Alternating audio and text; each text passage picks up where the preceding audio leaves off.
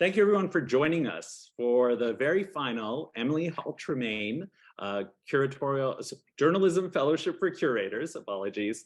And our final iteration is with Sadaf Padder, who is joining us to talk about various South Asian futurities. And it's been a really wonderful project, and I'm excited to hear more about it and how the process has been for you.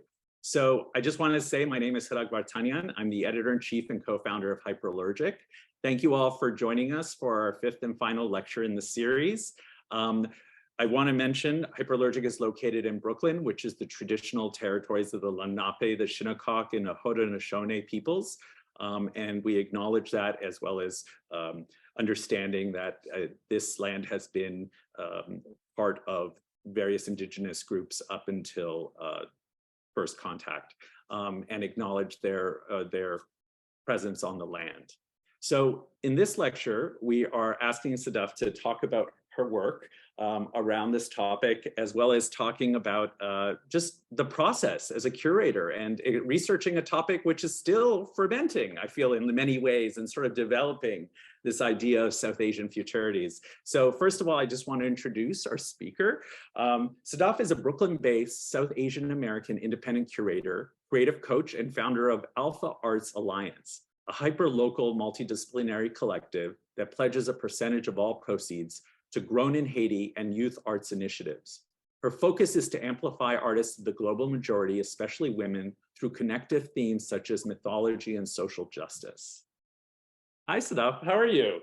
I'm doing good. Thank you for having me. How are you?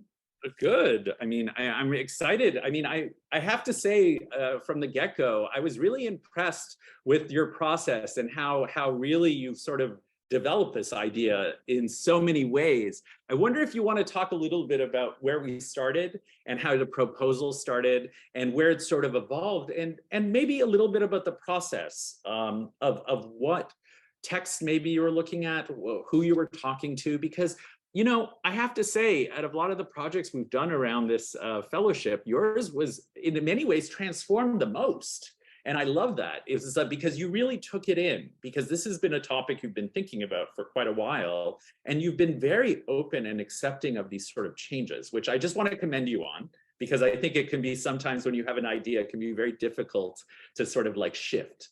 And I just want to sort of ask you a little bit about that and how that came together for you. Yeah, for sure. I mean, you gave great prompts and feedback from the start. You're like, Sada, you're not going to have all the answers, and that's okay. So when I started out and, kind of sparked with this interest of discovering and thinking about these frameworks, it initially was sparked by hearing the term Indo-futurism. And I quickly realized as I was floating the term out, really how dangerous that term was. And, I kind of did a sharp U-turn. I think first off, the term Indo-futurism itself really has the danger of homogenizing and really obscuring a lot of the microcultures coming out of the subcontinent. But it has this like really sexy appeal, right? Indo-futurism is like a perfect volley to Afro-futurism. And as I was floating it out at the beginning of my process to folks, especially folks outside of the diaspora, I could see that it evoked this like mythic idea of like Bollywood and goddesses and kind of this, which is especially dangerous right now, given the pan-nationalism and given the fanaticism we're seeing in the subcontinent. So that was like my first real pivot and first thing I had to really devolve, because I don't even think of myself as Indian. And I think that's even thinking of my own identity. When I was a child, it was very easy to say Indian because it required the least explanation. But for context, my family is on my father's side is from Kashmir, from military occupied Kashmir, which recently had its sovereignty dissolved. We're a union territory. We're the most highly militarized region in the world. So India controls, where my father's from, but my family also belongs to a persecuted sect of Islam, which is illegal to practice in Pakistan. So when I was a kid, I used to say I was Indian. When I was a teenager, I used to say I was Pakistani, and now it's just, I give a little history lesson. So that was the biggest pivot.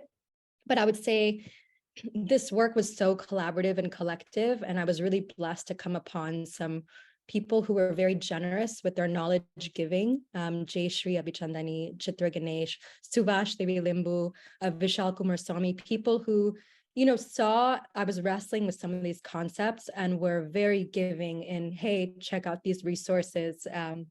But I would say also an interesting part of my process was really thinking of privilege as it comes to accessing archives and accessing journalism. A lot of the things I wanted to read were locked up in JSTOR, and luckily I have a sister who's in university and she was able to access those things. But that's something I also really was interested in seeing as I was talking to different artists, is what's been their own access of privilege in getting to go on residencies and getting to access these archives versus those who've had to, have a lot more grit around those ways. So I would say the process really started out with, you asked me a question in our first call. And I think each time we talked, you were kind of like, okay, let me bring you back here, But the first time, you asked me how Kashmir fit into my idea of futures. Right. And I had actually never taken the time to imagine what that looked like, because I think I had just accepted, this is what it's going to be like. And until I did that, that's when I was able to approach the framework from a place of hope and love rather than a place of anger and frustration, which can fuel the work, but shouldn't be like the guiding ethos of it. Absolutely. And I think, I think a lot of people, one of the things I love that with your proposal is because there was a little bit of that figuring out. And I think sometimes that really is, at the end of the day, what identities often are. And those of us who are minorities from places that are not necessarily connected or fully like embracing of our identities have this sort of thing when we're in diaspora or we move to other countries where it's sort of our identities become even more complicated, and either we decide to simplify them for an audience, or we decide to sort of embrace their complexity. And watching you sort of embrace the complexity was really beautiful, and I think that was one of the things. So now when you imagine this at the beginning and where it's been now, I mean, we'll go through each of the pieces that were published, but what surprises you the most? I would say it was more of a pleasant surprise than a shock.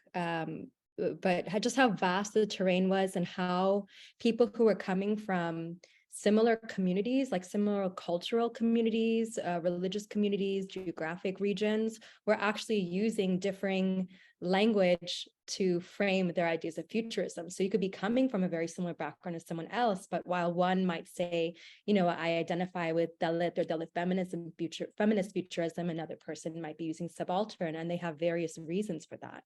And so I think this ability to self-define is extremely important, and something that's even more pressing now, given some of the things we're seeing happening in like the socio-political movements across the subcontinent and across the diaspora as well.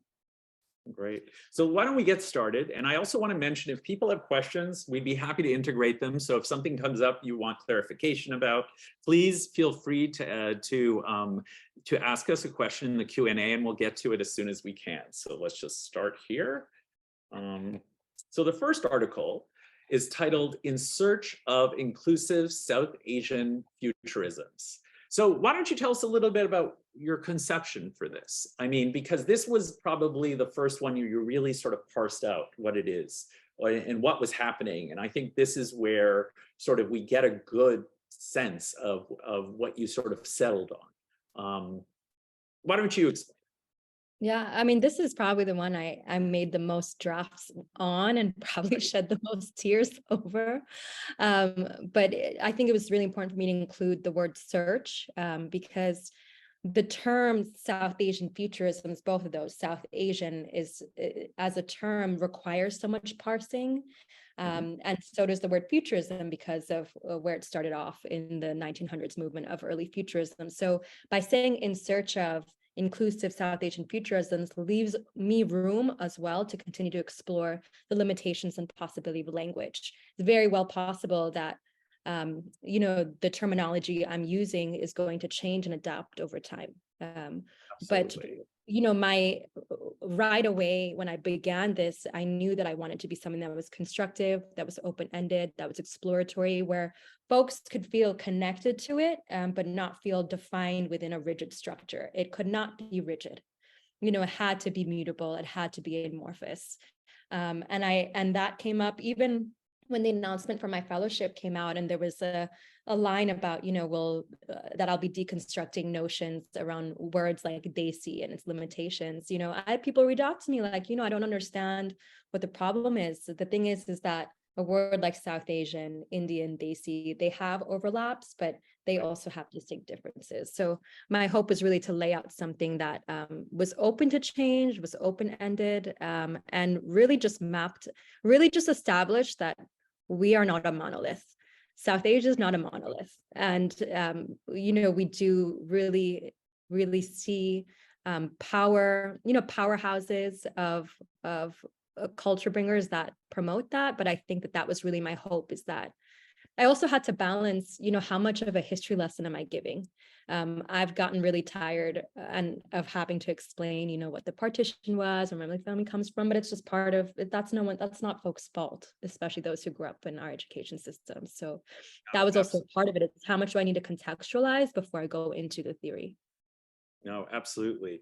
And, one of the things I think that I really appreciate about this is I think a lot of people don't realize that the negotiation around these terms and these sort of, whether it's identity or like topical terms or these types of things, really is a back and forth in communities. And I think, one piece I love from 2016 by Camilla Janan Rashid is called Nomenclature, where she talks about where she has a grid of all the terms that African Americans or Black Americans sort of, tried out, or different groups maybe advocated for. And I feel like what you're going through is very similar, where it's sort of like South Asians are now negotiating in diaspora often, or in South Asia, like, what are the terms that we're going to be using for our identities? And how do they change, and how are we different? And I feel like, as a Middle Easterner, as a West Asian, like, we're doing the same thing. We're trying to figure out what are these words anymore, because, it was rare to be given an opportunity to create your own words, because in colonialism, we were given words often, right? Yeah. It's so interesting. So I think like, this is why I feel like your project has been really interesting to sort of like delve into. So I'd love to talk about Chitra's work a little bit, because I think both of us really enjoy her work. Great deal, and I think this great image. Tell me a little bit about why her work speaks to you within this idea of futurity. I think Chitra is someone I've gotten to know more recently, but in learning through her, she shared her own trajectory from having to really wrestle with growing up in like a middle class Hindu family, and then at a certain point of her practice, having to reckon with the way certain iconography is being used is being weaponized by the Hindu right. And you kind of see this departure in her work, like in the mid 2000s, where she starts to address those things in a unique way. I also think that her focus on accessible art form, that's something that you'll see recurring. Ocean Siva also does this. A couple of the other artists it's so necessary and enticing. Using print form, which is such a democratic platform, is really necessary. And she, along with a few others, were also some of the first people that when I moved to New York a decade ago, I felt represented by, which I hadn't encountered growing up. So there's this like full circle moment as well. And this series is part of her current show over in New Delhi, and it's part of a show called Orchid Meditations, which is inspired by a plant that she was given upon the passing of one of her parents. But just also, like when you asked me, Sadaf, what does futurism feel like for you? And I was thinking about Kashmir, it looked very much like this in my head, right? Something that's really focused on ecology and really focused on nature. And so that visual to me also reminds me a lot of my mother, who is a big sci-fi nerd. Oh, I love that. Okay. Yeah. I love it. So let's talk a little bit about some of these. So one of the things that I was not expecting was how many futurisms you'd find, right? You'd sort of uncover. And, it's mind-blowing. I love it. The Sufi sci-fi, the subaltern futurism, the Tamil Dalit, it's like all of it. The Dalit futurism and the different variations of Adivasi futurism. I mean, did that surprise you as much as me? Yeah, it's more so like once I began, I knew I was going to keep uncovering, and something that I it was that was the pleasant surprise of like, okay, what else is there? But I think something that I wanted to be really mindful of as I was exploring was not searching or reaching out to people because of their identity, but rather, am I genuinely attracted to the work they're doing, and do I find it inspiring? And then, okay, it's emphasized by their environment Right. and the Well, background I it's coming think I from. think you I I mean, think some you sort of definitely. notes in my articles. Yeah, yeah. No, Thanks. I was just going to say that I felt like you introduced us to so many artists that I just love that. I just, I- yeah, kudos to thank you. you. That was really, that was strategic. That was me being, you'll see in my article, none of my articles, I don't use the word Indian not one time. That was very, very That's right. intentional, because I wanted to be very clear that we have to be really recognizing the pluralism in not just the Indian subcontinent, but the whole South Asian region, which is many other countries as well that were partitioned from India and that are neighboring it. So no, it was a pleasant surprise. And what's interesting is like Subhash Devi Limbu, whom I've just really enjoyed going back and forth with, and was someone who early on was like, you want to talk about Indo-Futurism? Let's talk about that, and really, allowed me to volley back and forth and held me accountable in a way that was really gentle, but also enlightening. And so, I think even seeing someone like him, he very well may have coined the term Adivasi futurism. He also has yet to encounter someone else who's really operating from that, but was very much inspired by indigenous futurism. And almost all the artists that I spoke to who are adapting futurism cited people like Octavia Butler, right? Cited the mother of futurisms as well. Oh, wow. So Amazing. yeah, like Afrofuturism is spawned. We can't deny that, right? Just like we cannot deny that Africa is the horn of humanity, but it's spawned. There's so many futurisms beyond just the ones that are spawning from the South Asian region. There's Gulf futurism, there's indigenous futurism, like, Right. and it's it would be interesting to also look at how those are responding and contesting kind of the parameters that were set out in the early futurist movement in Italy as well. When we create a new futurism, is it a response to, or is it existing in its own thing? Does that make sense? That's right. Yeah. Well, and there has been this sort of so many futurisms emerging, but in many ways, I'm also seeing it as a form of solidarity building. It feels that way a little bit. It's like when we imagine the future together, right? It includes all of us in a way. Like, Yeah. and it has that feel, which I really appreciate. Can you tell us a little bit about this film project, the Limbu's project, a little bit? Yeah. Because this one I have to say blows my mind, because Yeah. even do a whole film like this in a language that is not a majoritarian language and is probably very minoritized. Tell us a little bit about the film and what spoke to you about it. Yeah, for sure. I mean, first of all, the film is extremely gorgeous. And I think just going to that point of language, the choice to conduct it in Yakdungpang, in the traditional language of the Yakdung people of Eastern Nepal, the indigenous people, is very intentional and timely. And I'll get to why that is, right? And it's the same thing we see in Vishal's work, who's using Kannada, and the same thing we see in Adavan's work, who's looking at the Tamil language. But what Subhash is doing is he's going back to Eastern Nepal and to 3 particular regions in Nepal, including Yakdung Nation.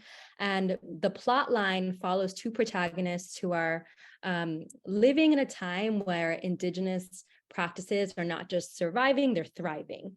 And they've created this interplanetary, interstellar travel. And the protagonist is who you see pictured here is going back in time to save her mother, who she describes as being a few hundred years old and has decided no longer to live. And throughout the film, there's just these really gorgeous moments of where you'll see a new type of folklore that is inspired by, traditional folklore, or something completely reimagined. And what Subhash shared is that, and this is what is another defining feature of the futurisms that I'm looking at, is they're all very collective and collaborative. This is a multidisciplinary project, a film, audio, visual project that could not have been done without the counsel of the communities there, of other collaborators. And he makes sure to credit those people as well at the end.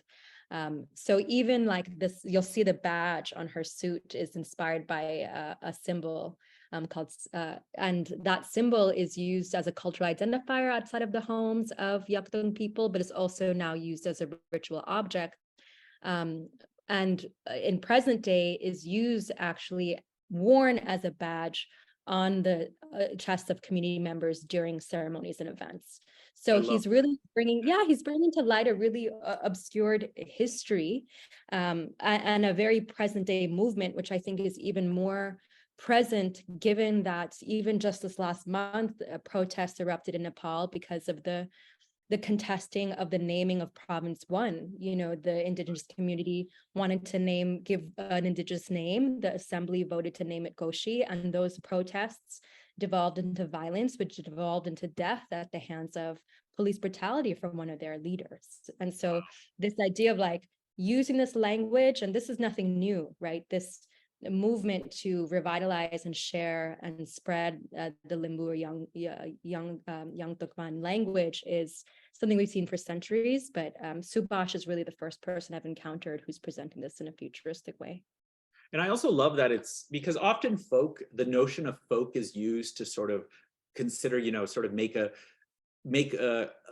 or the way sort of Westerns anthropologists or others have sort of used it is often to sort of make something seem kind of old or like not modern or some. And I love that Subhash has taken this and sort of like made it sort of like in the future, new folklore, like as if it's like, you know, it's not something that's historicized, it's something is like present and living, right? Yeah, Really love it. I'll even respond to that notion of, sorry, outdoors. But that notion of folk, you know, I did speak to a few artists who were using the framework of Indo-futurism. And what I found is that there was a fair amount of appropriation happening, where one even described, you know, was depicting these folk dances of South India, of Kerala coming, and he described those dances as coming from lower caste people, but these are not rituals that he engaged in himself. So there's really this like voyeuristic appropriation. So when we lack the specificity, we are also, taking away the real, the energetic origin of these rituals and of this folklore. Absolutely.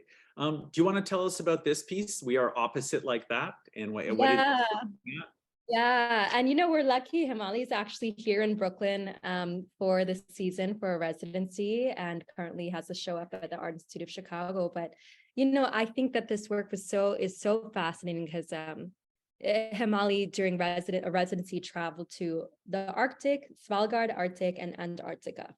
And this work is multidisciplinary, you know, there's video, print, book, performance, sound installations, but it was really birthed from this feeling of, as she was traveling to the polar ends of the earth, her imagination that this place would be, you know, stark white and full of ice was disrupted when she arrived, because what she encountered instead and found kinship was the brown terracotta that she saw melting on the land. And so what she does is kind of creates this, what she realized is that these areas never had indigenous populations, and thus they did not have mythology. But who has been there for this time, who can be that storyteller? And so she takes on the perspective of ice. Ice that holds the data, holds the microorganisms, holds the life, and particularly thinking about the geopoetic link between the polar ends of the earth to the Indian subcontinent, because at one point during Pangea, those continental plates were fused. So we actually share some of that data. So she kind of takes. Go ahead. I could go on forever. I was just going to say there's one part in your exhibition, you talk about the fact that there's like this attempt to sort of bond with the land under the ice. Yeah. You know? And it's like, what I loved about that was that's such a beautiful metaphor for this idea of place, right? This idea of there's something between you and this place you want to connect with. And in some ways, there's such a beautiful metaphor, right? Because you know there's this land underneath, and I just thought that was beautiful. So it's like, how do we uncover who we are, and also how do we bring those ideas closer to ourselves by deepening our empathy for land? Yeah. deeping empathy for the environments that we're living, that are living through us. Right. And then you have works like this, the Woven Heart #5. I guess, do you feel like this is representative of some of the work you were seeing? I mean, I would love to get a sense now that you've sort of seen a wide range of work. What's maybe unique about this, and what do you think really sort of connects it to these other works? This is Saxafridi, and I think his work is extremely unique because he's really drawing upon things that he's very passionate about. This is an AI assisted image. So that was another thing I was really looking at is all of a sudden, after I sent that proposal in and was accepted as a fellow, I started seeing all these AI images pop up on Instagram of like South Asian futurisms, but often called Indo-futurism, which I addressed earlier. But Safs is doing something so refreshing in that realm where he's actually feeding the generators images that he's created digitally himself. Right. He has a long form practice that involves digital creation. And he's pulling in things that he loves cars as well. He has a collection of those. And I think something that I also found really resonant about this is how each of these it's a separate series. Actually, he's using human characteristics and actually using those in his prompts to massage out the visuals that come out of it, and is thinking of the women in his family as he does this as well. So this Woven Heart series in particular is looking at Sufi mysticism, car parts, and my father's a cardiologist, which is probably also why I really like this image. No, I think it's also a great example of how artists are actually using AI in really creative ways, and not to steal from other people or anything, but using their own work and developing it, and how AI can be a really powerful tool. I mean, this is incredibly a beautiful image. Yeah, and that's what he says, that it's AI has allowed him to accelerate the conception of an idea to the execution of it. He's someone who has the ability and skill set to create something like this in software that's not AI. But now he calls it prompt acrobatics, where he says it can take him up to 20, 30 prompts to get to the desired outcome. But also sometimes you don't know what it's going to spit out, and that's some of the magic of it as well. It's incredible. It's great. So is there anything else about this that you'd like to sort of bring up that you think would be, informative before we go on to the other works and the other posts? Well, I would say just on the topic of AI, I do think it's extremely important for us to be looking at what are the inherent biases, and what's the amplification effect that happens when we are not thinking about caste in these systems. So the piece we see here is by an artist named Supriya Dongri in Delhi. And in her installation Representational Biases, she fed prompts such as Dalit landscape and Dalit student studying, and really put to the forefront the images that were being spit out, which were, not so savory. So I think, something we really need to consider is as we move forward and as we think about how to integrate some of these subaltern narratives, what is the duty of a curator? And this is a good segue, but what's the duty of your curator to make a safe space, and also in accessing resources? So people who might not have access to technologies where they can create AI have the opportunity to do so. Right. And I think the issue of technology, and I think AI also in South Asia, brings up the fact that, these technologies are sometimes being used by governments to control people, or like potentially being. So I think it's also to give that sense. I mean, Kashmir, as you mentioned, is the most policed, militarized place on the earth. And also there's like so many systems that have been created by the government to survey people in so many ways. It's sort of interesting. Now, are any of the artists you were looking at thinking about that in terms of how they're using technology, or ways to evade that, or like question that? I would say that the person that I engaged with that I think is approaching this very critically is Vishal Kumaraswamy, who adapts the framework of subaltern futurism. In terms of talking about like the role of AI in surveillance and policing, we haven't discussed that, but I'm sure that he has still a on it. nascent field. Yeah, and it's something that's extreme. It is something that it has a lot of danger. But I think Vishal is someone who is.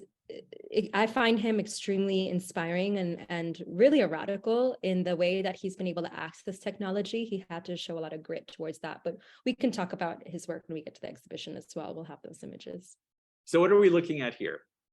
So this is, and actually I'm in it now, but this is an image from my partner organization, Grown in Haiti, which is a reforestation organization in Haiti. And that's something that, as well as when I was conceiving these frameworks, I was reflecting on, because my last visit to Haiti, and I go, my plan is to go each December. I've been 3 times now, because we're building a community center and arts retreat out there. And being someone who's found home and belonging in Brooklyn, I moved like 12 times. Right. This is the one place I found belonging, but to be here in Brooklyn is also to recognize the deep connection that Brooklyn has to the Caribbean. Haiti is now a place I've spent more time than I have in Kashmir. Right. It's a place where I've been able to really start to see and believe in a bright future. So this is me with my baby coffee tree. And this is also when I started to do my reading and research for this fellowship. Right. So I'm curious how you see this as part of your bigger work. I mean, you talk about it a little bit, but how do you see this as part of this bigger work you're doing? Sure. So, I think I'm an independent self-taught curator, and I'll backtrack, and that's something that was really a gift for me. This fellowship was that all of a sudden I was able to ideate and create without the bounds I've had before.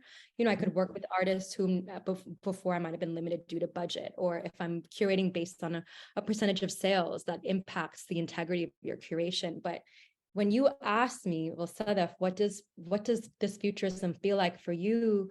This was the closest I have to that. This is the place where I feel safe enough to really imagine and ideate. So as a curator, I ask in this article, how do we create a safe space for ourselves? And for me, it also looks like very much removing myself from the grind and from the screen and going back to the land. And that's a recurring theme that I found in the futurisms I was exploring, is this attention to ecology, and how are we summoning the land as a witness, the land that has witnessed these mass atrocities, but also holds the seeds for some bright futures if we are heeding its lessons. Absolutely. Okay. We're going to keep going through some of these others. So there's another beautiful photo. Yeah, my background. Yeah, right. It's gorgeous. Okay, so let's go to this article, because I think in many ways this was, I had challenged you to come up with a checklist of questions to sort of like really, use potentially, or sort of maybe help others kind of grapple with these ideas in ways that, maybe at first they didn't expect. So tell us a little bit about what you thought some of the more important questions were in this list, and what were some of your frustrations in general that you think this helped clarify for you? I think the most important question, one of the most important questions, is, are you aware of your own relationship to caste and class? And I say that because it was early on in this process that I reckoned with my own. I would say, while my family comes from a very persecuted background, caste was invisible to me growing up. It's not something I encountered. And then I realized as I was moving through that my network had very much, most of the artists I'd been in conversation with are coming from caste privilege or class privileged backgrounds.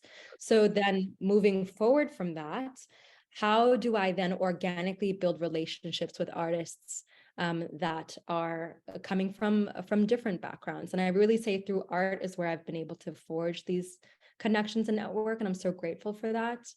So I would say that's one of the most important questions for me, and also just this grounding question of, what does futurism sound like and feel like and taste like for you as an individual, as the curator, and for the artist? I think it is important to be clear about the terminology that the way an artist would like to be described. And again, I'll reiterate that in my exhibition, I was very intentional about not using descriptors. And when I was, it was to inform the environment that the artist was being influenced by. So those would really be the questions that I would prioritize. What was your second half? Well, I mean, I was just asking. I mean, I think you answered them really. We can keep going. So we don't like it's all good. I mean, I think, and part of the question of caste, and I think a lot of us who are not South Asian are actually learning to decipher it in a way, because I think caste for some of us hasn't been so clear, in terms of how communities, because I know a number of people say that often through where someone is from or their name, you can identify these types of markers that for some of us may feel invisible, and we're still educating ourselves how that works. I remember last year or the year before, you know, Bharti Lalwani explained to me how most of the art world is sort of in India, and is mostly Northern Indian, for instance. And it never occurred to me that. And then you realize there are all these different, like there are in any country, there are these different hierarchies that result. Yeah, and we definitely see it in the fine art landscape, right? We definitely see it in curational landscapes, and I think that's why the work of like Equality Labs and then Morty Sundararajan and their socially motivated artwork is so prevalent. And my hope is that folks who are listening who may not have encountered or thought about caste before this conversation, you start to hear about it more, and you start to really take that time, because we are coming upon a rising solidarity movement in the United States. So California is pending a bill to be the first state to add caste as a protected category. Right. So I think that we're going to be hearing it more and more and more. But, you know, this tradition of resistance is, again, long withstanding. I mean, Dr. B.R. Ambedkar, who is a revolutionary, radical emancipatory leader, philosopher, was in conversation with W.E. Du Bois, right? These resistance movements have been alongside each other for quite some time, and learning, and the Dalit rights movement, the Ambedkar right movement, has been directly learning from the civil rights movement. And I think Vishal Kumaraswamy's work and Subaltern Futurism really gets at that as well. Yeah, absolutely. And I just want to mention, because we have a question about posting the articles, I will definitely be posting the articles in the chat shortly. I just want to get through these before we start doing all that. So I just want to sort of mention that. So now this question really intrigued me, and I'd love for you to talk a little bit about it, which is, am I maintaining or disrupting linear Eurocentric notions of time, space, and geography? Now, why is that question? Why do you think that question is important? And I guess I'm trying to understand what the questioning here is, because, you know, is the suggestion that nonlinear time is closer to notions of futurity? I mean, I'd love to hear a little bit about that. You know, I would say, I think that that's also where I want to spend the most time. So it's really questioning myself of like, do I understand what this means and how can I unpack it? But when I think of linear time, you know, I think I continue to see this notion of like, we need to save the past, or, you know, and we talked about this too, like this fallacy of being like, oh, well, we need to return to our indigenous ways or old ways. And like there's problems in that line of thinking, right? We know what we know now and here. But are we limiting ourselves when we think that we can predict what's going to happen? Are we really aware of the circumstances, or what disasters or paradigm shifts might occur? But I think, you know, I particularly am thinking of the work of like William Kentridge. I'm thinking of Saadia Hartman. I'm thinking of Kamal Brathwaite. There's plenty of thinkers who've really challenged what are like Eurocentric notions of time, and what are the ways that we can push against that. So that's really a question for myself of like a placeholder of like how, you know, this is where I really want to unpack. Got it. So let's see, are there any questions here you'd like to talk about specifically before I pick another one that I think is really fascinating? Is there one that you think would deserve some little bit of explanation or elaboration? Maybe this one of like, what religious iconography is the artist employing, and is it critical in regard to caste? The reason I say that is because, you know, part of what I've been experiencing as a curator is having folks send me work and send me because just on the basis that we are coming from similar backgrounds, we're South Asian, but I've been having trouble kind of understanding why I'm not responding to or feel resistance or unrepresented by some of this work. And I'm finally coming upon the language to understand why, which is some of the religious iconography that's being used. It's also religious iconography that was used to justify caste. And so this is a question for myself as well, of like really understanding what those visuals are and what does it look like then to truly mutate. And I think that, you know, some of the artists in the exhibition, Oshin Siva is a great example of one. Zulfi is a great example of one. How are we using mutation and hybridity to subvert or to disrupt those visuals? Great. No, that's a great question. Okay, I'm gonna pick one more question that I wanted to talk about a little bit so that we can move on to the exhibition, which I think was such a wonderful sort of journey through so much research. Um, so, I guess this question about how the artists face and overcome epistemic and systemic injustice. Mhm. I guess, how do you integrate that in without tokenizing? Because one of the questions you bring up is the tokenizing, and it's like, and how do you broach that, or how do you present that, or how do you personally think about that in terms of contributing to the curation and the display of artwork? Yeah, that's a great question. So, something I was really reflecting on was the access to resources, particularly archives, but also those artists who've been able to travel on these residencies to other places is really coming from a point of privilege. But how is the artist overcoming epistemic injustice? I'm particularly thinking of access to technologies. So I think of, an example being Vishal, whom was able to access ChatGPT in 2018 by way of a computer repair marketplace in Bangalore. Right. And, that it's allowed, he's really ahead of the curve and has been able to create these interventions with emergent technology. But I wonder, just makes me think of like what peers are out there. And that's also why in this exhibition, it could have been very easy for me to just include artists who are explicitly using technology, and I did not. Right. I wanted to make sure I was using accessible art forms such as murals and prints to show that ideas of futures are not to be confined within certain disciplines of artwork. Right. Um, okay, so now we're on to the exhibition. So congratulations. I think what you've put together is really a fascinating sort of journey in many ways, in this. And now, okay, let's talk a little bit about the work and some of the things that you sort of discovered. And first of all, why did you choose to start with this image, for instance?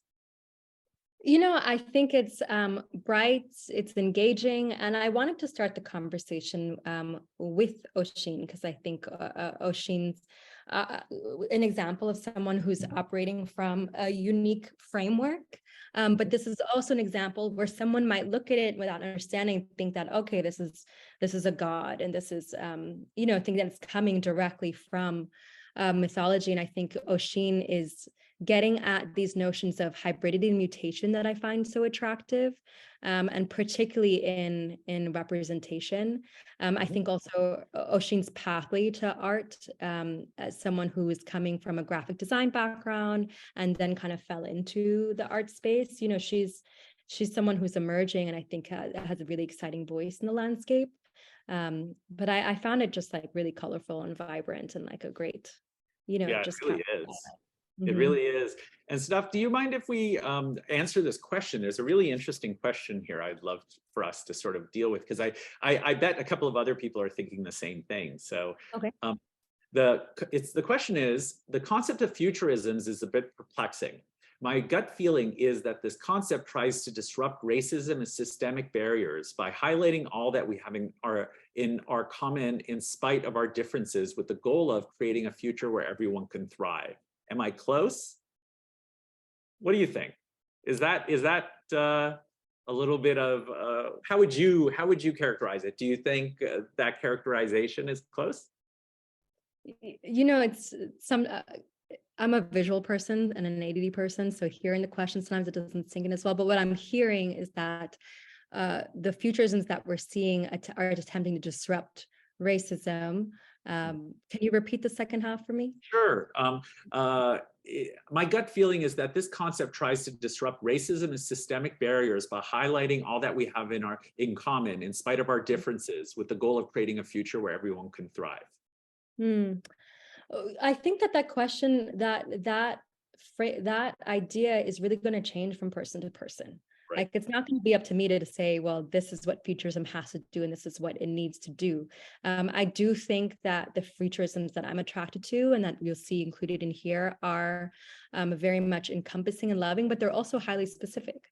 They are kind of celebrating the diversity of, but there's themes we can tease out that anyone who's coming from a history that has links to oppression or marginalization, there's certain themes that we can all agree on and see reverberating, which is on ecology, which is on social justice. So I think that that's something that is going to be different from person to person depending who you ask. Absolutely. And I'll just offer my definition. I feel like with a lot of the futurisms, there's also this idea of just modeling possibilities.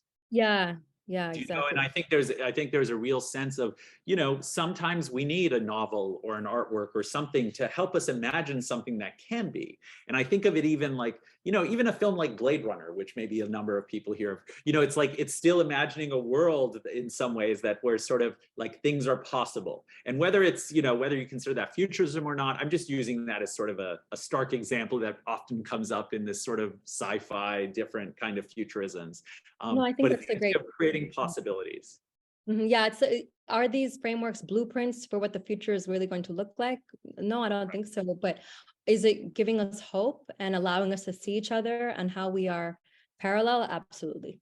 Yeah. And I also think sometimes it's particularly when you're working in a community or a culture where, there isn't it can feel maybe traditional or conservative in many ways. The future is often where your imagination can live because it's sort of like has this idea of like being able to just talk about issues without them being about the present all the time. And I think that's also why I very much connected to Oisin Siva's work, is because she Right. came from a religious conservative home, and some of the topics she's bringing up, not in the examples we see here, but she's talking about menstruation. She's talking about topics that were traditionally taboo, and that's something that I've also really dug into in my own curations, coming from a conservative household as well. Absolutely. So this mural, I mean, Oisin Siva's mural here, I just think is absolutely gorgeous. Uh, Mm-hmm.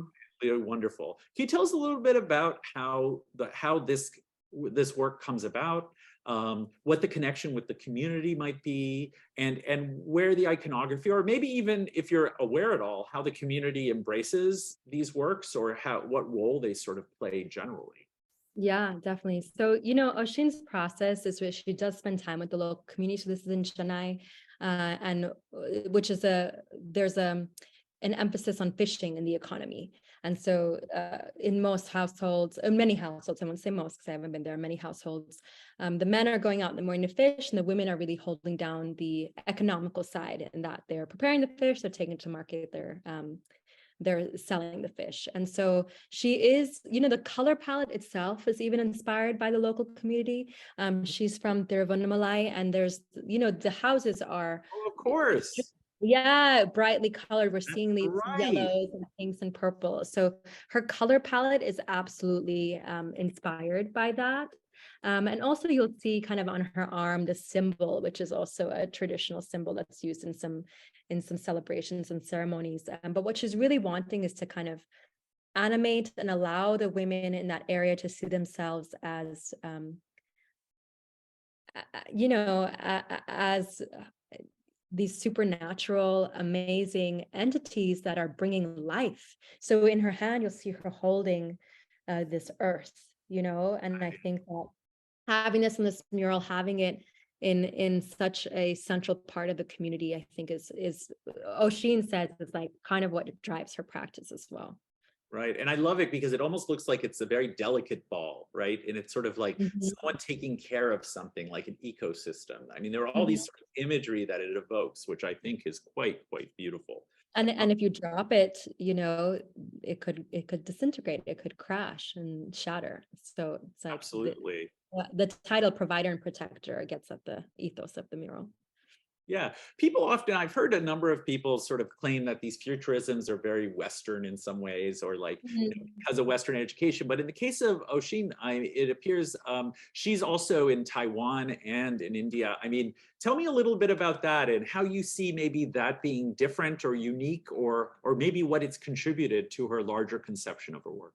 Yeah, I think Oisin is someone who's drawing from having had a few lived environments, and you'll see that come across in her motifs and her color palettes. She's also was someone who grew up reading a lot of comic books and sci-fi. But I think again, we get at this idea of what does it mean to be other? Right. As someone who's growing up in Taiwan, She very much was an other, but what does that even mean when we say other?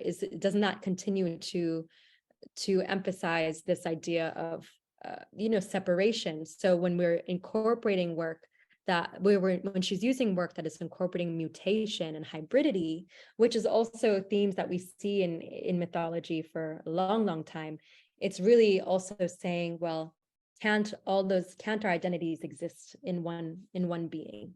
Absolutely. So now let's talk about this work. And okay, so how did you organize this for yourself? Can you give us a little sense of how you sort of envision this and how you thought about it in the way you organized the various works? Well, I organized and reorganized and reorganized and rewrote. Yeah, But absolutely. I know it's a difficult question because I think you need a little bit more distance to really probably give it full justice. But I think it's just, I would love to hear a little bit about that process because, this is also a digital curation project Sure. sent to people through email or in other ways. And people are going to see it on the website and elsewhere. Yeah. But I'm wondering whether it sort of shifted anything in the way you were thinking of it, or Yeah.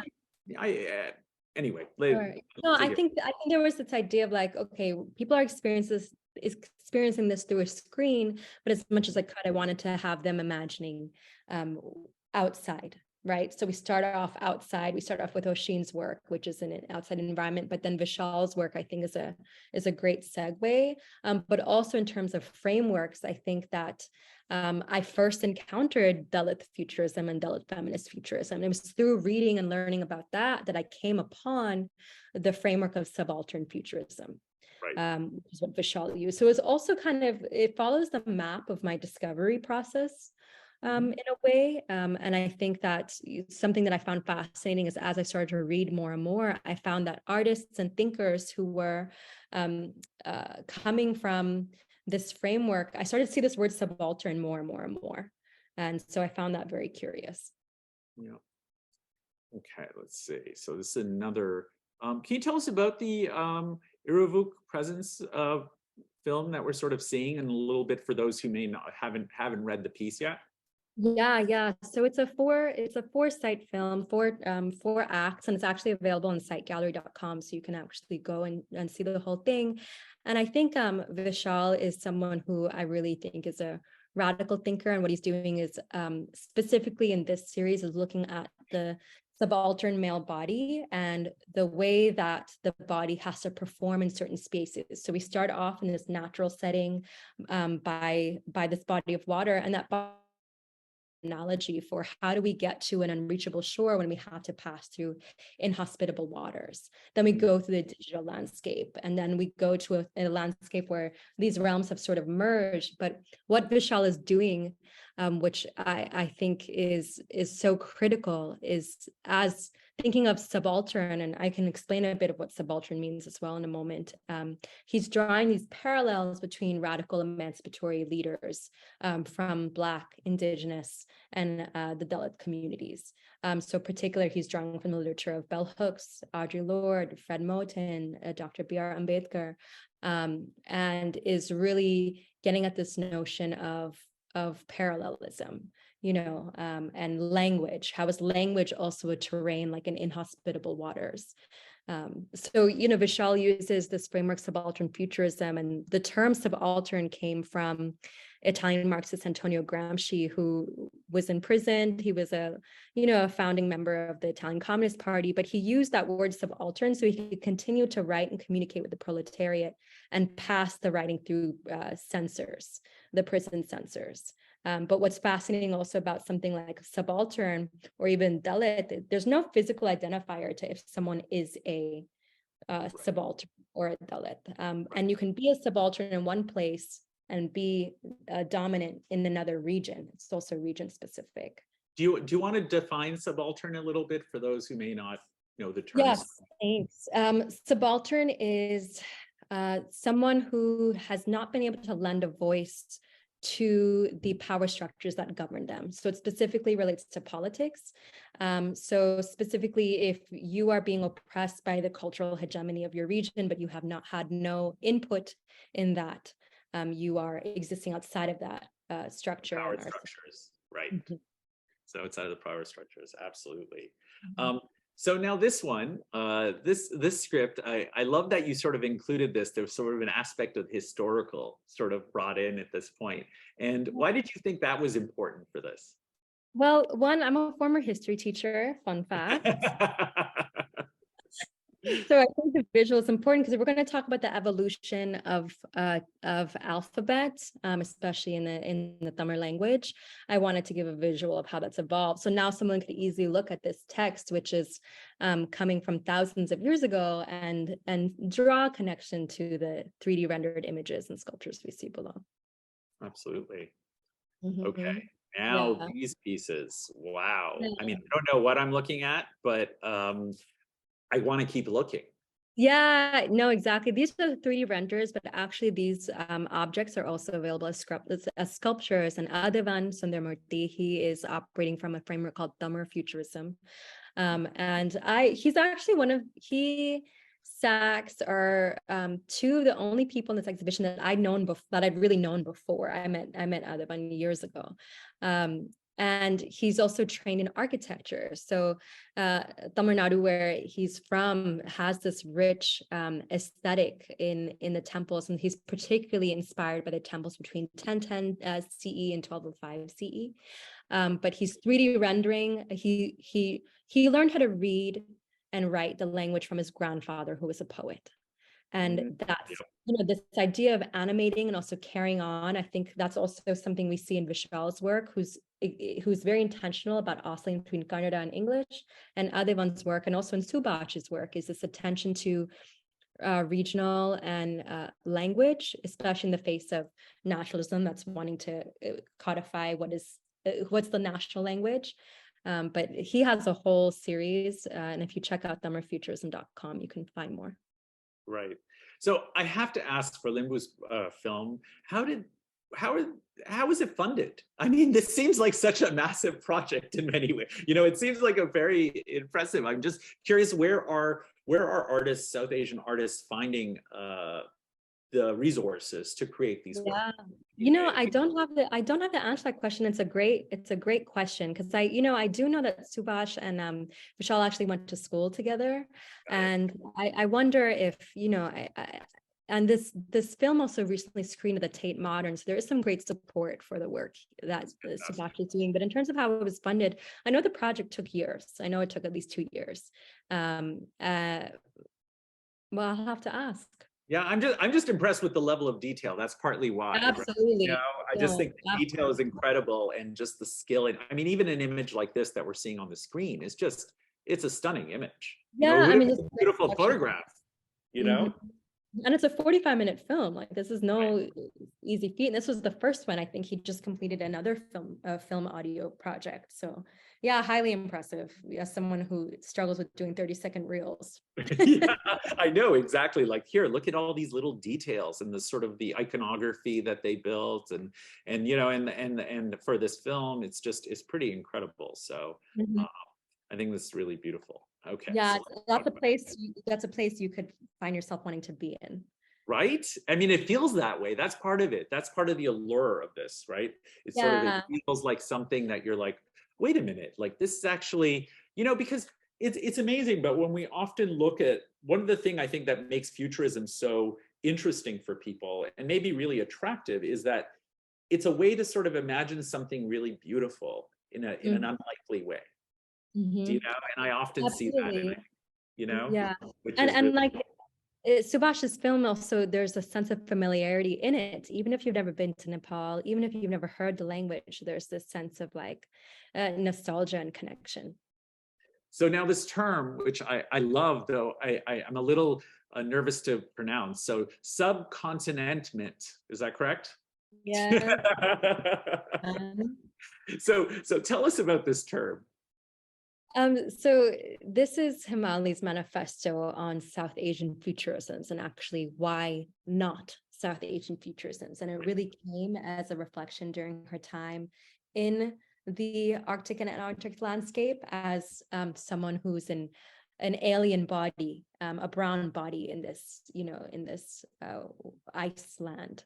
So, what she does is she writes this, and she's a poet who also does a lot of collaborations with her partner and creates these interdisciplinary works. So she's reflecting on the sounds in Delhi during lockdown. She's reflecting on the sounds in the Arctic and Antarctic, and she's kind of bringing these things together, but she's also really thinking of what was the climate anxiety that was happening in Victoria era England, where folks thought that the melting glaciers of the poles was going to wipe out England, right? And how do we then depart from the hierarchies and the set of supremacies in South Asia and in futurisms as we imagine a space that's connected to Earth, but is not denouncing our past?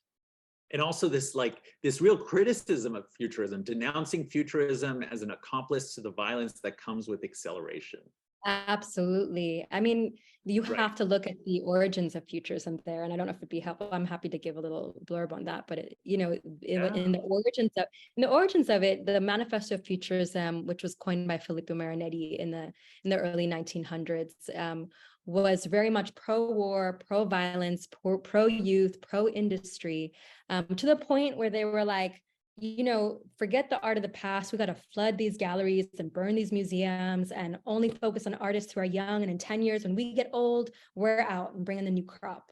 And then the second wave of futurism really aligned with fascism and the rise of Mussolini.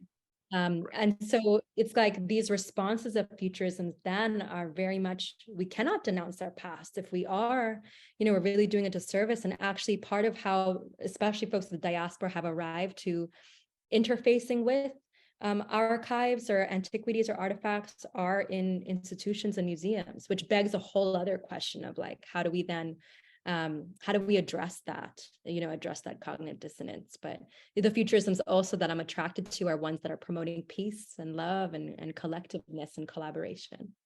It also sounds like maybe they're also trying to, particularly this text is trying to, take into account that art gets instrumentalized so quickly, right? So that like you talked about futurism, like the original futurism, how it got co-opted by the fascists, right? And sort of became this kind of thing. And this also sounds like a little bit like a booby trap, so that if it does get co-opted, there's like almost like a booby trap in it.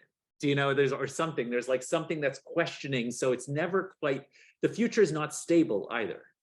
Yeah, it's true. It's true. But then when you have frameworks like that are dangerous, you have folks who are creating frameworks that resist and oppose. So at the time when this early futurist movement was happening, we have Gramsci who's creating the terminology of subaltern, just years later. Definitely. Absolutely. Let's talk about this one. This is quite an image. So how does this fit into your larger vision for the show? Yeah, and this is someone I'm learned of a few months ago, and I'm so excited to continue to learn about and get to work with. But I think so. Saba is an example, operates from the framework of queer Muslim futurism, and this work in particular is monsters. It's inspired by a surah in the Quran called Surah Namal, which talks about the beasts of the earth. That on Judgment Day, that this creature will come who is a beast who embodies like queerness and liminality. And again, we're getting at this idea of mutation and hybridity. How do we transcend binaries? But also in recent work, Saba is also looking at the Buraq being the mythical creature that carried the prophet. That's not something, it's hinted at, and it's something I'm seeing coming up more and more in Islamic mysticism, but it's not something I ever learned in Quran school, right? So it's like, how are we also uncovering these gems, which have really inspired whole movements in art? Absolutely. I will say about Saba as well, what I really enjoy is like she's sourcing materials from bridal magazines, National Geographics, these sources that actually can very much so hold still some dangerous constructs of absolutely. but and then is completely deconstructing it. So I love that. Right, I do too. It's great. So this is an artist whose work I probably know best out of all the artists that you included in the show. Why don't you give a little bit of an orientation for those who may not know? Sure. And I'll say Zolfi says that he did meet you when he was young and innocent. That's hilarious. So, this is one of the this was such an enjoyable process for me to learn about, and Zolfi was so generous in his giving. Zolfi is someone who's very much a wildlife activist, and that's what I find really fascinating about the work. And here, all of these artists are aligning with some sort of justice movement or ecological movement. So in particular, what he's doing is he's looking at the story of the Indus River Valley, which has an incredible syncretic history of mythology. We're talking about, shrines that that Hindu, Sikh, Muslim, Buddhist people paid homage to, and the Indus River dolphin, which has very much suffered because in 1932, the British erected dams, which fed the irrigation canals. And Pakistan has one of the largest it has the largest irrigation canal system in the world. So what happened is the dolphins were extremely impacted. They were no longer make their migration from the Himalayas to the Arabian Sea. And those dams also very well may have catalyzed the flood that Pakistan entered in 1972, which has lasted decades now. So he's very much on the ground using analog photography, archives. He's using Giorgio Polari's book, The Secret of the Dolphins from the 60s, and is going to the river, going to sites, working with researchers. On the right here, you'll see him picturing a dolphin necromancy. So, they did not kill the dolphin. This dolphin had died. And he's then using that anatomy in the next image we see to kind of merge his own body with the body of the dolphin. So there's this idea in this, this is him actually washing those cyanotypes and then the journey to oneness. So Zolfi's process, and I think it's similar to Hamali's in this way of weathering. How are we really feeling the impact of climate through our bodies? And then how does that come forth in the ritual of our work? So Zolfi is paying attention and animating and breathing life back into the Indus River, which is a place that has this long history of mythology, where on the other hand, Hamali is breathing mythology into a place which had none. And this brings up ideas of like posthumanism, activist posthumanism, but definitely hybridity and mutation. And I think what's incredible about his work is that it is creating, it is getting the attention of conservation groups. It is being recognized and having some real impact on the ground in Pakistan. Absolutely. And now we're back to Chitra's work. And I mean, this series, Sultana's Dream, is just so beautiful and so simple, almost like I don't know, like unexpectedly simple in the way the drawing sort of communicates. I don't know. You tell me a little bit about what your view of this work is. Well, I'm a big fan of printmaking as well, and this is lino cuts. And while it may feel simple in terms of, okay, we're storyboarding, we're giving 27 scenes that match with Sultana's Dream. And just to give a little briefing to folks watching, Sultana's Dream was perhaps one of the first science fiction stories written in English by a woman in India, by Begum Ruqayya Hussain. So Chitra is laying this out, but she's using relief printing, where you actually are carving the linoleum, and you have to be very, very delicate, but also know where to be strong and where to incise from it. So the process is one that requires delicacy. But what comes from it, what she says is that it demands an attention between form and background. You have to, and her scenes are almost always incorporating multiple people, because she's emphasizing this idea of collective action and collective knowledge sharing. Yeah, and here's an example of the installation with the pieces for those who may not sort of understand. And I love that sculpture so much. Yeah, that image. I mean, I just love everything about it. So it's so great. And here we get a sense of the process and what it is we're looking at. So let's go through that. We also have some questions, so I'm just going to kind of go through this a little bit. If there's something you'd like to talk about specifically, happy to sort of stop. But if not, I would love to ask some of the questions we have here. What do you Sure, think? sure. Yeah, it sounds good. The one with that folks can go back to is Saxophredes Space Mosque, which is a parafiction. So if you scroll up, yeah, right here, fantastic work. And we got to speak about his woven heart in the first article. Beautiful. Okay. So now let's tackle some of these questions we've got. So, and people feel free to add some more questions and we'll try to get through them as much as we can. So let me start with this one anonymous question. Thanks for the presentation. I'm just wondering, after all the research and curation, what's your definition of South Asian futurism? Well, we talked a little bit about it, but I'm wondering, the question is, how does it differ from when you envision at the beginning of this process? We talked a little bit about, but I wonder if you can give like just a short summary for some people who are just joining us. Yeah, I would say South Asian futurisms are futurisms that are inspired by and coming from the geographical region of South Asia, and that the framework is feminist, queer, open-ended, exploratory, and leaving room for growth. Great. And then we have a question from Pavitra Prasad. Thank you for this robust conversation. I've been working with ideas of futurism in my performance work for a long time. One thing that always trips me up, though, is the pressure to locate, or the pragmatism of locating these visions in terms of identity. This seems to reinforce presentism politics that many of us resist in doing this work. Is it possible to have a South Asian futurism that is not strictly infinitely identitarian? Interesting. I love that, and I think that actually is something I'm also really thinking deeply about. That Sharmila Rege, who is a Dalit feminist, and may she rest in peace, said that it's possible for us all to be Dalit feminists, that our framework should not really be based on identity, but rather affiliation. So what does it look like to explore a South Asian futurism that isn't just connected to South Asians or folks who are connected to the diaspora? And that's something that you and I talked about early on in thinking of even, queer Zen, and Alpesh Patel's work. Mm-hmm. Absolutely.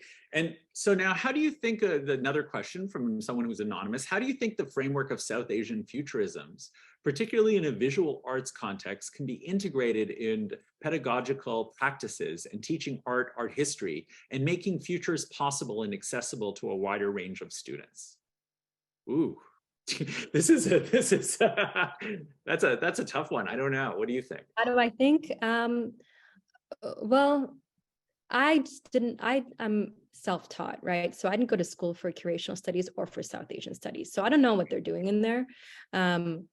However, I would say that what it will take is a deep attention to how we are teaching and addressing caste and class within that. What does it look like to truly mutate those things?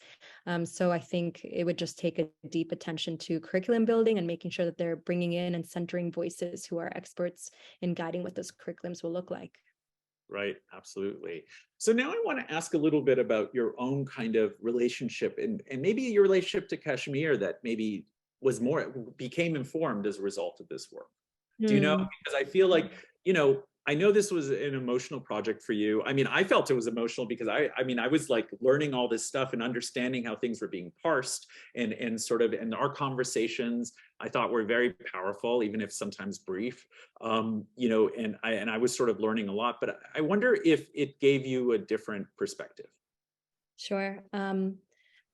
The last time I was in Kashmir was when the Article 370 had been dissolved, which means that our sovereignty status was dissolved. So I literally was going from the airport and we were flanked by hundreds of army convoys. And so I think I didn't realize how deep the spiritual dispossession and displacement I felt was until I began this project. I'm looking forward to going back. My family's doing some deep work there in the liberation movement and also in a school that we have opened. But in terms of thinking about Kashmir, I actually have yet to come across an artist who is, and I won't say thinking about, I think they're out there that maybe they just have not gotten a share, but I have yet to come across an artist who is exploring futurism that is connected to Kashmir and connected to the culture of Kashmir. Right. And that's something I really yearn for. And if I don't find it, I'm going to have to do it myself. And that's something that you brought up of like, there's a way to curate this where you're approaching it as a mythic space. Because something I encountered was initially when I wrote my first article, it was really coming from a place of anger. And I was wailing on the government and I was wailing on Modi. And I talked to my father and he was like, Sadaf, you have to be careful, because if you write about this in a certain way, there's a real possibility it could impact our family there, or it could revoke my own visa to go back. And I had to talk to some friends and really gut check that. So I think that that's, something I'm continuing to think about, and it'll take me some time. There's going to be a day and place that it's going to come forth in a really strong manner. And, we spoke about the Kashmiri Museum that's opening in Niagara Falls. And I think that there's going to be opportunity there as well to really bring some of those conversations to the forefront. But I would say Kashmir is like, I'm Kashmiri on one side, my father's side, but we come from a persecuted sect, and something that was like a really amazing example to me of futurism in the making was my conversation with Zulfikar Ali Bhutto, and his family. I've known his family name my whole life because his grandfather was prime minister, and it was under his administration that the constitution was amended to make my sect illegal to practice. And there was a moment where he asked if I would ever come to Pakistan. I was like, well, I can't. I could if I lied to get my visa, but I'm not going to do that. But for us to be in this place now, encouraging each other and loving one another's work and supporting one another is such an example of possibility, because it's something our grandparents never could have conceived.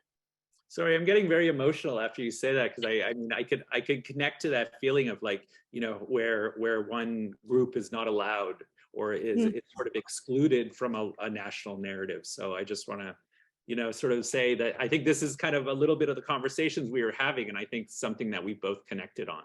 Thank you. And that's why, my work is right now focused on the South Asian futurism, but my work is much more expansive than that. And some of the curations I have coming up, I find very deep affinity to folks who are coming from these silenced areas, right? And I think we're seeing that in Iran, we're seeing that even in Israel right now, and we have to continue to find empathy for one another. Absolutely.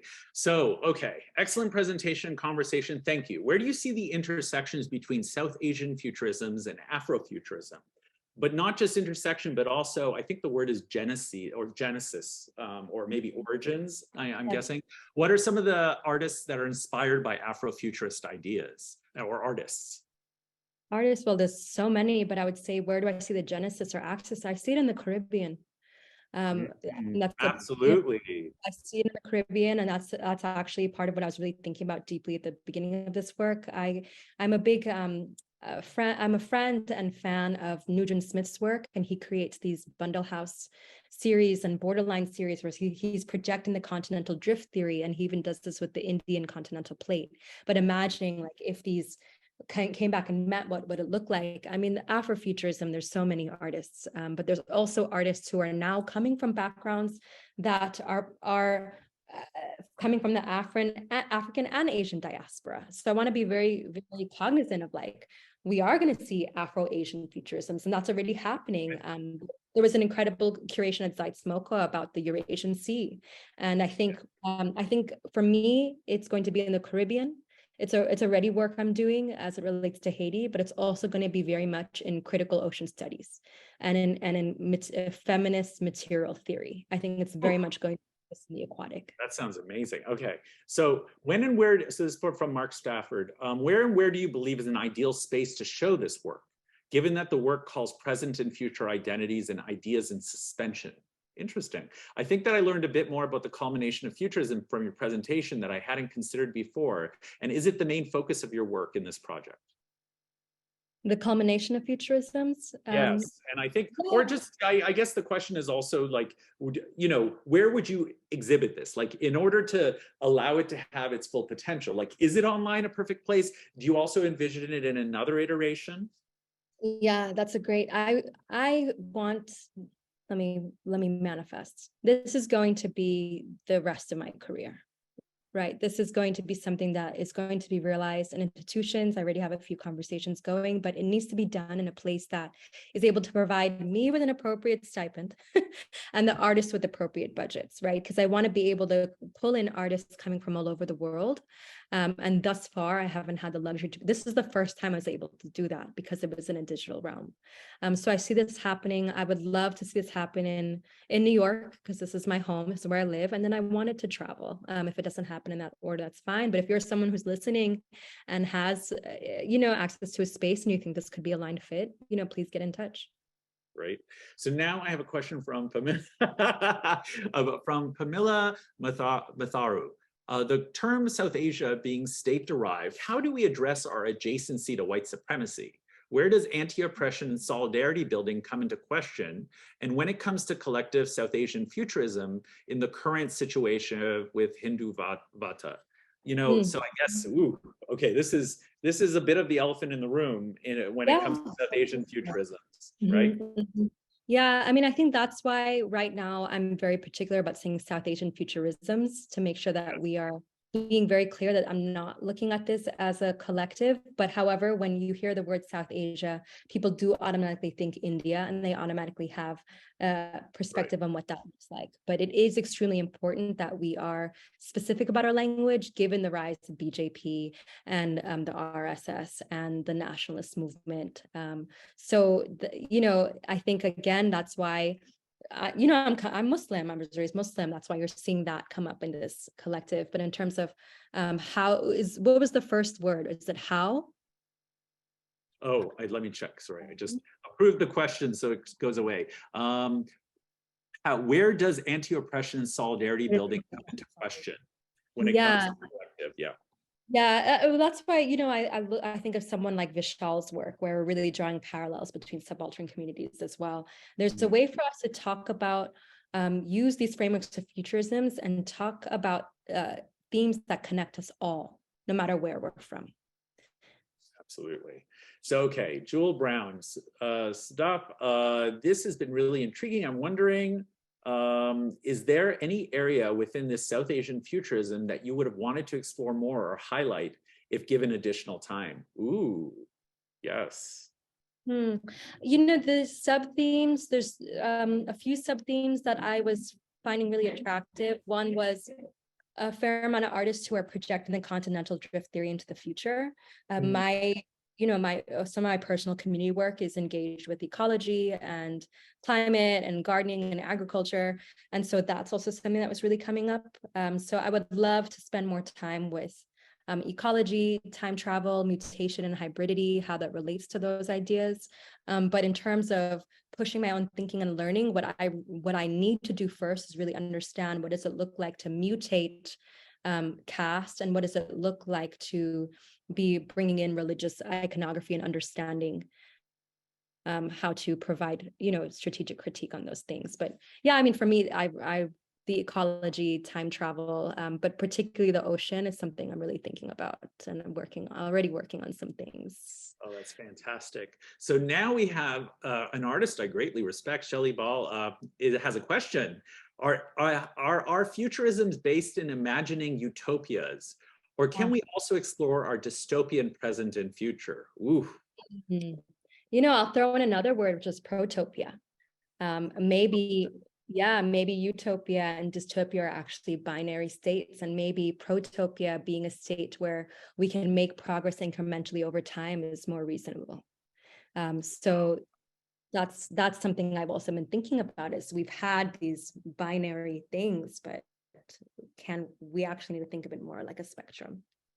Ooh, I like that, because that further complicates how things are structured, actually, and how power structures want to view the world sometimes. So I love that complexity you're bringing to that.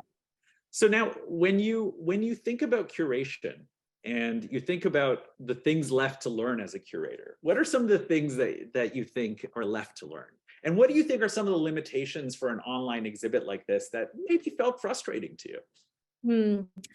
So much left to learn. I think I'm leaving this thinking about how much I've learned that I have to learn. But I enjoyed the digital aspect. I'm an internet kid. Internet and social media was like the first ways I was able to hang out with my friends, because I wasn't able to go out much. So it was like kind of cool to swim back in through this terrain that way, especially because a lot of the relationships I forged in the art world have been through the internet. Right. So what do I have left to learn? When I was young, I did read the Vedas and the Smritis, and I want to go back to the Manusmriti in particular and read these sections that I keep seeing quoted in different articles, but really go back to the primary source myself and understand the way that the language is used to codify the caste system. I also really want to spend time. Well, that's really some of the main thing I want to spend time on. And then feminist material theory as it relates to critical ocean studies. That's where I'm really looking forward to engaging and continuing to look at people who are addressing language. So I studied linguistic anthropology as an undergrad. My interest has always been in linguistic relativity and how we're using frameworks and terminology. So I'm looking forward to, it's going to be a constant learning because these frameworks are going to change. I'm looking forward to seeing how people might shift and share new futurisms and new words. And subcontinentment is a great example. Like Himali created that word, right? So is this going to look like my creating a term that encompasses what I'm thinking about rather than saying South Asian futurisms? And especially a term that might allow me then to expand what I'm thinking about to the Caribbean and to Afrofuturisms as well. Right. Are you finding the artists that you were looking at, are they getting, I mean, you mentioned the one artist that with their film being screened at the Tate, but do you feel like they're getting the proper institutional support required? And where do you think the biggest holes are in that support? Oh, great question. No, I think that historically, okay. So I wear a few hats, right? And something that I've had to do to make my ends meet, because as an independent curator, I've been offered like max $1,500 to curate a show. So imagine that, a show every month, you're like hardly making ends meet. But something I do is sell artwork. I work with artists, and I quickly realized that, and I've done some fact checking, and I might be wrong, but I might very well be running one of New York's only South Asian female-led art dealerships, right? So that just goes to say how much further we have to go to even get the presence and visibility. I continue to be one of the only South Asian women in the room when I'm in certain art spaces. And that's someone who's coming from privilege, right? From class privilege. Are the artists that are included in this getting the resources they need? Some are and some aren't. And I'm sure that every one of them could imagine of what that would look like. But I think it really comes from access to even literacy skills that allow you to access grants and applications. That's something Vishal and I spoke about, that, it's about finding people who are going to be willing to provide those services and offer those services as well. So what does it look like? It really looks like folks who are willing to move beyond. We need collectors, yes, but we need folks who are willing to be patrons. And what does it really mean to be a true patron of the arts and support an artist at a critical time so they can realize the projects that are living in here? Got it. So now another question. How have familial personal archives informed artists, curators, political, public-facing projects on the subject of South Asian futurisms in the subcontinent and its diasporas? How, if so, how artists coming from caste class privilege contended with their privilege in their own articulations of South Asian futurisms? That's interesting. And that's a huge question. That's one that I think, again, is a question that's going to differ based on who is responding to it. But I think in terms of accessing familial archives, that's something I've been thinking deeply about, is the ability to access archive and the ability and the skill set needed to analyze and understand what you are coming across is privilege. So even folks who are able to access those archives in privilege, who were able to get those stories, is something that we need to be very cognizant of. What was the second question, Harag? Let me see. I'd already discussed it. I thought we answered it. I guess how are artists coming from how are they contending with their privilege in their articulation of it? I guess because we're often talking about those who come from like the subaltern or from certain castes, but I guess the question is, are there any people from the so-called higher castes that are actually constructing their privilege? Yes, there are. I think folks are coming from different aspects, class and caste backgrounds, who are doing so, but I think there's plenty who are not. I think there's plenty who have never been, who've not been held accountable to that. And I think that we have a lot of work to do in holding one another accountable in that way. So, again, I can't answer that question, because I think rather the question is, have we each done that work? If you're watching this and you haven't, then I think pick up Trauma of Caste, read it, and do those worksheets at the end. It's completely transformed my curatorial approach and thinking. Fantastic. Well, Sadaf, this was fantastic, as I knew it would be. And I think we've had a very robust conversation, and I am absolutely delighted with your exhibition and everything else. I think it's taught me so much, and I just really appreciate that. And I think introduced a lot of artists to people that maybe they weren't aware of, and also thought about some of these things that I think that many of us that are not South Asian weren't aware of, and I think we're learning. So I just want to say thank you for that, and thank you for going on this frankly emotional and difficult journey with us, because it's this stuff matters. So we're vested in it. So I just want to say thank you again. Thank you, and thank you for your openness and for giving me the platform and opportunity. It really was it felt like a milestone for me. Absolutely. And I'm just going to post the articles now for those of you who haven't had the opportunity to see them. So thank you for everyone, your patience. And any last words that you'd like to share, or any last thoughts, or maybe projects that you have coming up that you want to plug a little for those who may want to follow your work? Sure. I will say I'm someone who's very receptive to feedback, and I know that there's folks who are been studying this field and aspects of this field for a long time. So if you are someone who has feedback, please feel free to get in touch with me directly. My email is ispadder@gmail.com. I look forward to hearing from you. Upcoming projects, I'm really excited to be having I've been journeying as a self-taught independent curator the last few years, and I'm finally opening my first exhibition in my home town of Brooklyn in mid-May. So if you're in Brooklyn, Swivel Gallery, May 13th, it would be great to see you. But other than that, I'm continuing to do a lot of ideating, and then also thinking about our next fundraising project for Grown in Haiti. Great. So fantastic. And there's a lot of love for you in the chat here. So just so you know. I can't see the chat. You can see it? No, I can't see it. The Q&A, if you click on the Q&A, I don't know if you can see it. Hey, Nas. Okay, cool. Thanks, so there's been a lot. There's from Mordecai Eldros. It's Mortikia. Oh, I'm sorry, Motikia, I apologize. Okay. And then there's a number of other people that had we could talk about that a little later, but I just want to say a lot of love for you in the room. And I think people are really impressed with the work you've done, and I certainly am. And thank you again for joining us. Bye, y'all. The last final Emily Hall-Tremaine Journalism Fellowship for Curators. And I just want to thank you, everyone who's joined us, and for, going on the journey with us and finding out what number of curators have been engaging with, and challenging them to create online exhibitions and speaking to a general public, an online general public. So thank you again.